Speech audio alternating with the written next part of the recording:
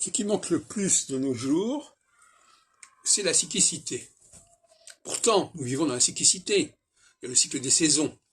Nous savons très bien que les saisons reviennent, que les saisons se succèdent, que les saisons alternent, et que les saisons se distinguent les unes des autres. Et pourtant, ce modèle saisonnier n'a pas d'incidence majeure dans l'analyse des faits historiques et des faits politiques et des faits économiques.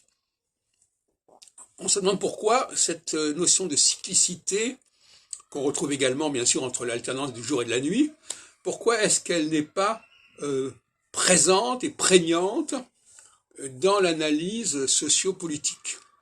Question que je me pose. Et cette question, pourtant, elle est là aussi quand on parle de l'alternance politique, dans les élections. Là, il va y avoir dans quelques semaines des élections aux États-Unis. Mais finalement, là aussi, on a une idée de cyclicité.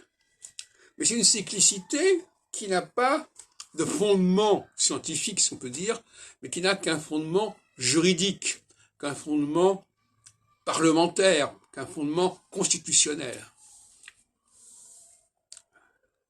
Et je voudrais appliquer cette réflexion à la question palestinienne, justement. Je viens d'écouter sur France Culture, sur le cours de l'histoire de Xavier Mauduit, en récapitulatif concernant la création de l'État d'Israël, comme on l'appelle. Et là, on parlait de partition à cette époque-là. Mais en réalité, il aurait fallu, si on avait disposé d'un modèle pertinent, proposer une cyclicité. C'est-à-dire un temps pour ceci, un temps pour cela, ce qui est repris dans le livre de l'Ecclésiaste. Un temps pour chaque chose. Là aussi, il y a un problème. Ça aussi, ça a été évacué. Et il est clair que l'on oscille. Quand on propose une solution, il faut toujours proposer une solution en deux temps qui alternent. Oui, donc finalement, on est dans un schéma constitutionnel qui nous parle de la dualité, de l'alternance. On est dans un schéma saisonnier, dans un schéma diurne-nocturne, tout ce qu'on voudra. Et pourtant, ça n'impacte pas le discours sociopolitique. Par exemple, considérer qu'il y a un temps pour la partition, il y a un temps pour la séparation, et puis il y a un temps pour la fédération. Il y a un temps, alors la fédération, c'est reconnaître la différence au sein d'un même ensemble.